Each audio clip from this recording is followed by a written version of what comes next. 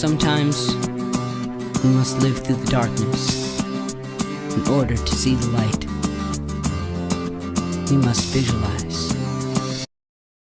Hey everyone, this week I'm going to talk about my decision to have a transplant.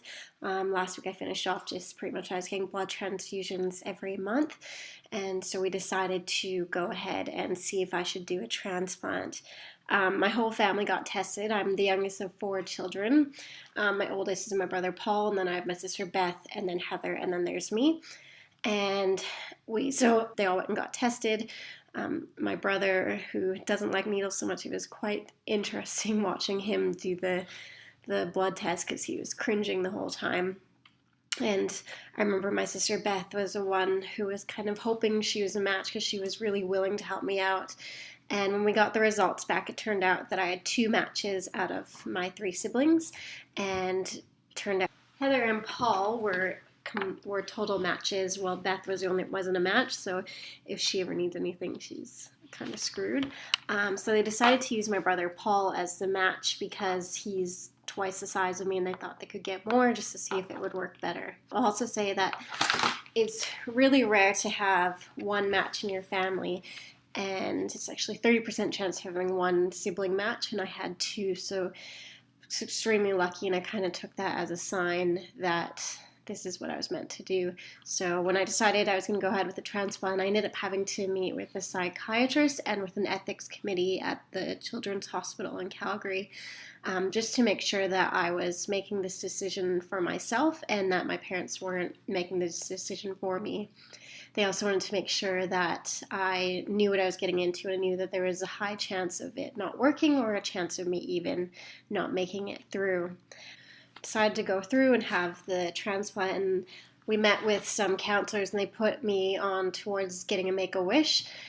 They're through the Canadian Make-A-Wish, and I decided, my first instinct was, I was a huge NSYNC fan. I was like, oh, I want to meet NSYNC. I would love to meet NSYNC. And they ended up talking to me and saying, you know, a lot of people, children's wishes are to meet their idols or their favorite musician, their favorite actor. And most of the time you just put in a meet and greet with about 30 or 50 other people, and you do a quick picture and a hi, and that's it. And a lot of people end up being disappointed.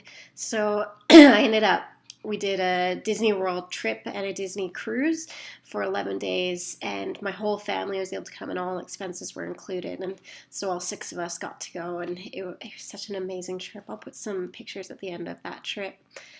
There's a few things we decided we needed to get done before I went through the transplant because we knew there's a chance I wouldn't make it.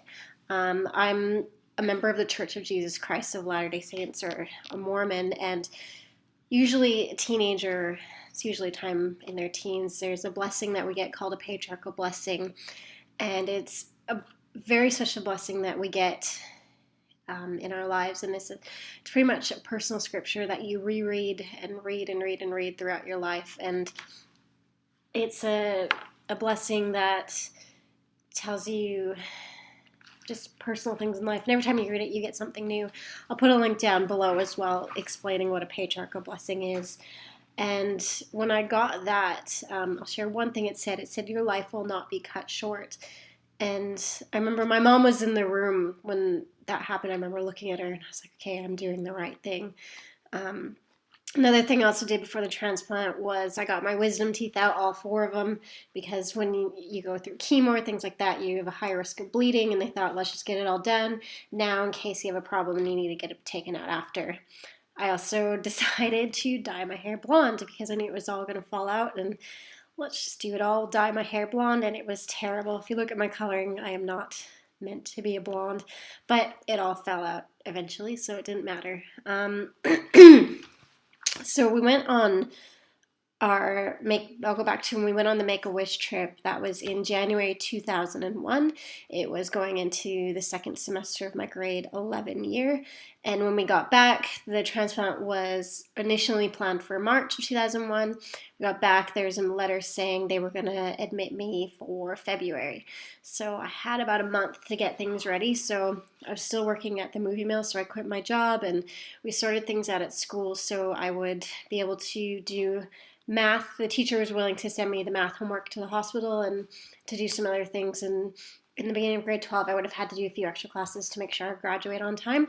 So I got school all sorted out, and next week I'll talk about how, or I guess when I was admitted to the hospital and the first few days of the transplant. I've decided I'm going to do the transplant in a few separate parts because a lot did go on.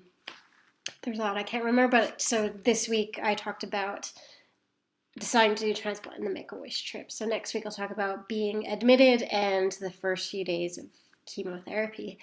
So we'll see you next week.